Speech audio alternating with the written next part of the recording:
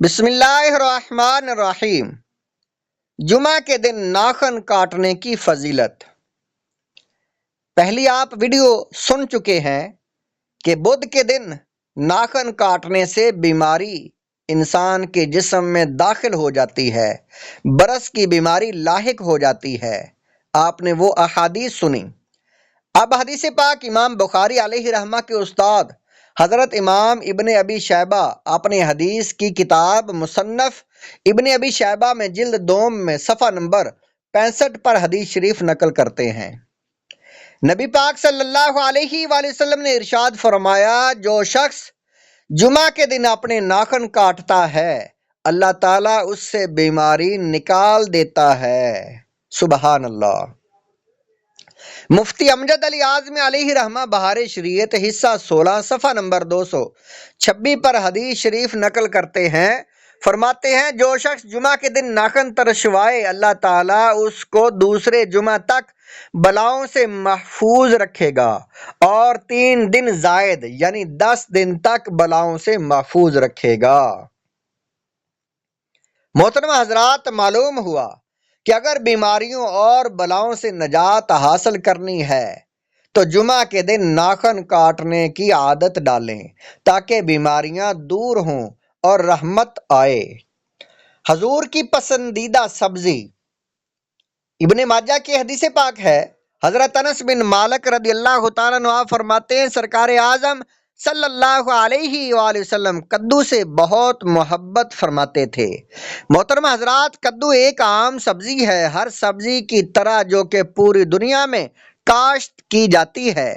اس کا بے مثال ہونا اس لیے ہے کہ اسے اللہ تعالیٰ کے محبوب جان عالم صلی اللہ علیہ وآلہ وسلم نے پسند فرمایا۔ کدو کے فوائد۔ امام طبرانی علیہ رحمہ طبرانی شریف میں حدیث پاک نقل کرتے ہیں، حضرت وائلہ رضی اللہ تعالی عنہ فرماتے ہیں، آپ روایت کرتے ہیں کہ سرور کونین صلی اللہ علیہ وآلہ وسلم نے ارشاد فرمایا کہ تمہارے لیے کدو موجود ہے کہ یہ دماغ کو بڑھاتا ہے، مزید تمہارے لیے مسور کی دال ہے جسے کم از کم 70 پیغمبروں کی زبان پر لگنے کا شرف حاصل ہے۔ جدید تحقیق۔ کدو ایک ہلکی غذا ہے جو خود جلدی ہضم ہو جاتا ہے اور اس دوران کسی قسم کی مشکل پیدا نہیں کرتا۔ خود جلدی ہضم ہونے کے ساتھ دوسری غذاؤں کو ہضم کرنے میں مددگار ہوتا ہے۔ بخار کے مریضوں کے لیے بے حد مفید ہے، بخار کے مریضوں کو آرام اور سکون مہیا کرتا ہے۔ کدو کے چھلکے کا پانی نچوڑ کر عرق گلاب میں ملا کر کان میں ڈالنے سے وہاں کے ورم کم ہو جاتے ہیں۔ یہ نسخہ آنکھوں کی سوزش میں بھی مفید ہے۔ کدو کا پانی جوڑوں پر ملنے سے درد میں آرام ملتا ہے۔ کدو پیاس بجھاتا ہے، جگر کی گرمی اور صفرا کو دور کرتا ہے، پیشاب لاتا ہے، پیٹ کو نرم کرتا ہے۔ کدو کے پانی کی کلیاں کرنے سے مسوڑوں کا ورم جاتا رہتا ہے۔ کدو کا چھلکا پیس کر کھانے سے آنتوں اور بواسیر سے آنے والا خون بند ہو جاتا ہے۔ محترم حضرات، آپ نے کدو کے فوائد سماعت فرمائے۔ کتنی بابرکت چیز ہے، کتنی برکت والی چیز ہے، مگر ہم غافل ہیں۔ اے کاش ہمیں بیداری نصیب ہو جائے۔ زیتون کئی بیماریوں سے شفا ہے۔ بخاری شریف میں حدیث پاک ہے، سرور کونین صلی اللہ علیہ وآلہ وسلم نے ارشاد فرمایا کہ زیتون کے تیل کو کھاؤ اور لگاؤ کیونکہ یہ ایک مبارک درخت ہے۔ یہی روایت حضرت عبداللہ بن عمر رضی اللہ تعالیٰ عنہ سے بہقی اور ابن ماجہ سے بیان کی گئی ہے۔ تیل کی اہمیت اجاگر کرنے کے بعد حضرت علقمہ بن عامر رضی اللہ تعالیٰ عنہ آپ روایت کرتے ہیں کہ طبیب اعظم صلی اللہ علیہ وآلہ وسلم نے ارشاد فرمایا کہ تمہارے لیے زیتون کا تیل موجود ہے، اسے کھاؤ اور لگاؤ، یہ بواسیر میں فائدہ دیتا ہے۔ احادیث میں زیتون کے تیل کو 70 بیماریوں کے لیے اکسیر قرار دیا گیا ہے، جن میں ہمارے موجودہ موضوع میں بواسیر کے لیے اہمیت کی حامل ہے۔ بواسیر کا اہم ترین سبب پرانا قبض ہے۔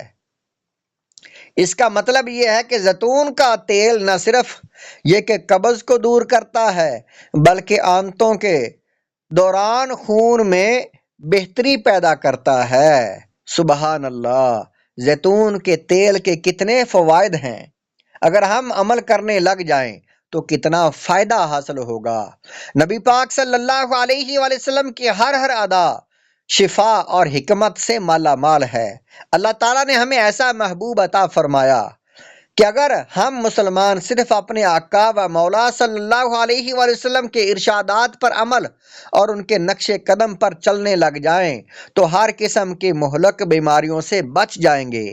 مگر افسوس کہ ہم نے غیروں کے طریقوں کو اپنا لیا اور ایسی چیزیں کھانا شروع کر دی جنہوں نے ہمارے جسم کے پورے نظام کو خراب کر دیا۔ پھر نت نئی بیماریوں نے ہمارا دامن پکڑ لیا اور ہم بالآخر کسی نہ کسی بیماری میں مبتلا ہو گئے۔ محترم حضرات، اب بھی کچھ نہیں بگڑا۔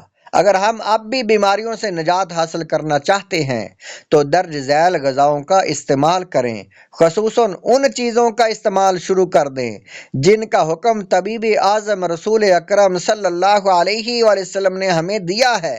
پھر دیکھیے گا کس طرح ہمیں شفا اور رحمت نصیب ہوتی ہے۔